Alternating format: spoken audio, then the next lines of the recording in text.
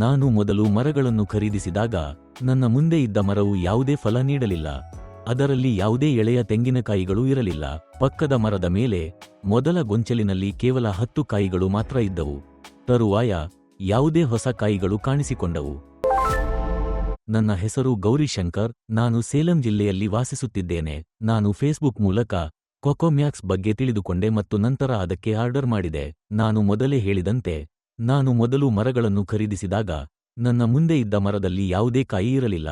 ಒಂದೇ ಒಂದು ಎಳೆಯ ತೆಂಗಿನಕಾಯಿ ಕೂಡ ಇರಲಿಲ್ಲ. ಪಕ್ಕದ ಮರದ ಮೇಲೆ ಮೊದಲ ಗೊಂಚಲಿನಲ್ಲಿ ಕೇವಲ 10 ಕಾಯಿಗಳು ಮಾತ್ರ ಇದ್ದವು. ಅದರ ನಂತರ ಯಾವುದೇ ಹೊಸ ಕಾಯಿಗಳು ಕಾಣಿಸಿಕೊಂಡಿಲ್ಲ ಮತ್ತು ಎಲ್ಲಾ ಕೋಮಲ ತೆಂಗಿನಕಾಯಿಗಳು ಉದುರುತ್ತಲೇ ಇದ್ದವು.